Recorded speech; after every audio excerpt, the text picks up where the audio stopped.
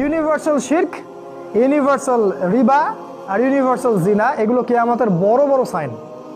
যখন এগুলো হতে থাকবে তখন ব্যাপক মহামারী ছড়িয়ে পড়বে এবং ব্যাপক ভূমিকম্প হবে, মাটি ধসে পড়বে, আল্লাহর আযাব আসবে, আসমানি এবং জমিনি বালা নেমে আসবে, যেটা সামনে একটার পর একটা আসতে থাকবে।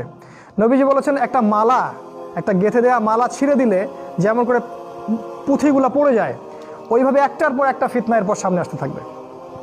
একটা হাদিস আমি বলেছি এর আগেও একটা খুতবায়, আবারও বলছি, মহামারীর পরে আসবে সানাওয়াতুজ জালাজিল, ভূমিকম্পের বছরগুলা। একটার পর একটা ভূমিকম্প আসতে থাকবে বছর জুড়ে। জানুয়ারি মাসে একটা, মার্চে একটা, হয়তো এপ্রিলে একটা, একটার পর একটা আসতে থাকবে বিশ্বের বিভিন্ন জায়গা জুড়ে সিরিজ ভূমিকম্প।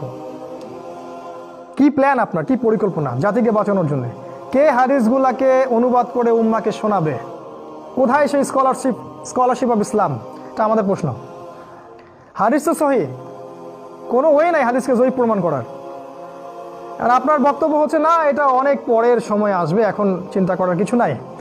এটাও তো হাদিস, যখন সমাজের মধ্যে জিনা, ব্যভিচার, মাদক, পর্নোগ্রাফি, বেশ্যাবৃত্তি ছড়িয়ে পড়ে তখন আল্লাহর পক্ষ থেকে ভূমিকম্প আসে, আযাব আসে, গজব আসে। এগুলোকে আপনি কেমন করে ডিনাই করবেন? তা আর নবীজি বলেছেন কিয়ামতের বড় বড় সাইনগুলোর মধ্যে একটা হচ্ছে বেশি থেকে বেশি ভূমিকম্প হবে, বেশি থেকে বেশি।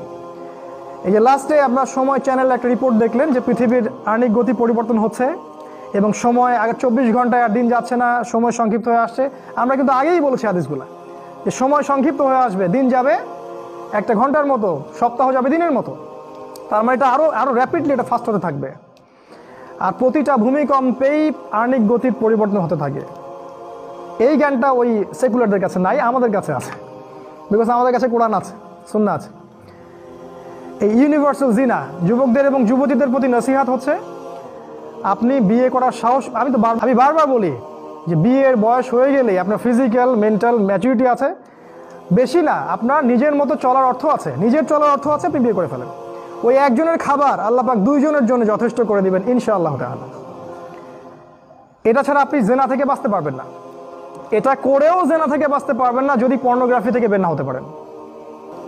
যারা বিবাহিত এদের প্রতি শয়তানের মেহনত ডাবল, কারণ এদেরকে দ্বারা যদি জিনা করানো যায় তাহলে কি রজমের শাস্তি চলে আসে। এই গুনার পাপের ক্ষমা কিন্তু খুবই কঠিন।